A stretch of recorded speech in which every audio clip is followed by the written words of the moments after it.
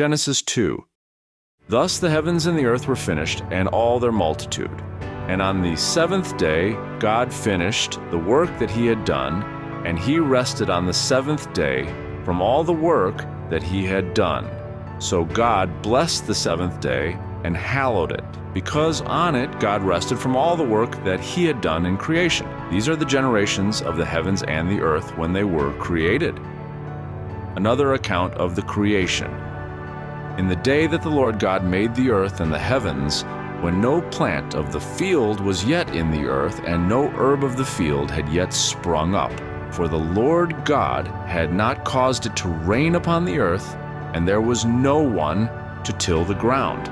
But a stream would rise from the earth, and water the whole face of the ground. Then the Lord God formed man from the dust of the ground, and breathed into his nostrils the breath of life, and the man became a living being.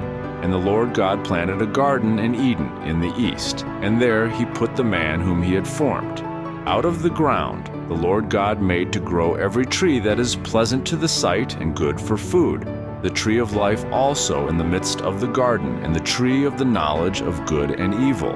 A river flows out of Eden to water the garden, and from there it divides and becomes 4 branches. The name of the first is Pishon. It is the one that flows around the whole land of Havilah, where there is gold, and the gold of that land is good. Bdellium and onyx stone are there. The name of the second river is Gihon. It is the one that flows around the whole land of Cush. The name of the third river is Tigris, which flows east of Assyria, and the fourth river is the Euphrates. The Lord God took the man and put him in the Garden of Eden to till it and keep it. And the Lord God commanded the man, "You may freely eat of every tree of the garden, but of the tree of the knowledge of good and evil you shall not eat, for in the day that you eat of it you shall die." Then the Lord God said, "It is not good that the man should be alone. I will make him a helper as his partner."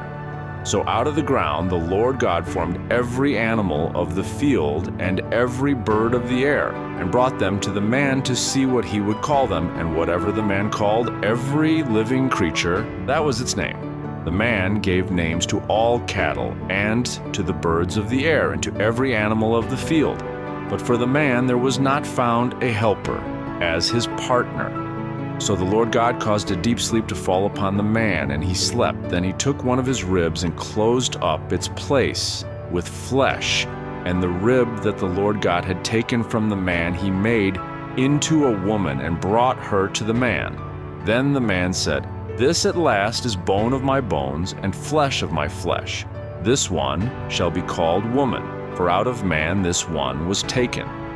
Therefore a man leaves his father and his mother and clings to his wife, and they become one flesh. And the man and his wife were both naked, and were not ashamed.